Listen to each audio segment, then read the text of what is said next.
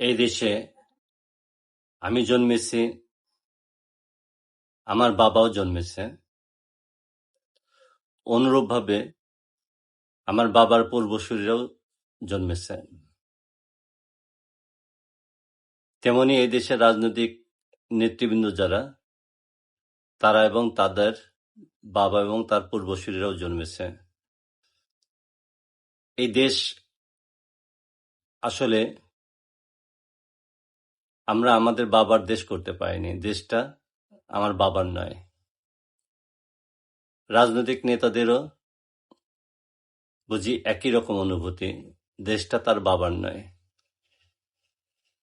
এই দেশটা হচ্ছে টাকা বানানোর একটি যন্ত্র। যে যেভাবে পেরেছে জমি করেছে, বাড়ি করেছে, ব্যাংকে টাকা করেছে, কিন্তু সর্বোপরি এই দেশটাকে আমার কিংবা আমার বাবার মনে করে দেশের স্বার্থে কেউ কিছু করেনি। যখনই যে সুযোগ পেয়েছে সে টাকা কামিয়েছে, জনগণের হক নষ্ট করেছে।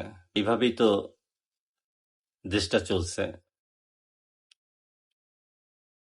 কিন্তু দেশে যখনই যারা ক্ষমতায় আসে, তারা দেশের স্বার্থের পরিবর্তে নিজের স্বার্থকেই প্রাধান্য দিয়েছে এবং নিজে এবং নিজের পরিবারের স্বার্থকে প্রাধান্য দিয়ে অর্থ সম্পদ বাড়িয়েছে। দেশ এগিয়ে যায়নি, বরং দেশ ক্রমান্বয়ে অর্থনৈতিক সংকটে পড়েছে।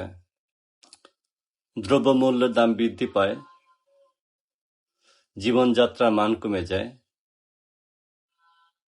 তবু রাজনৈতিক নেতারা আমাদের ভাগ্যকর্তা হয়ে তারাই নির্বাচনে দাঁড়ায়, আমরা আবার তাদেরকে নির্বাচিত করি।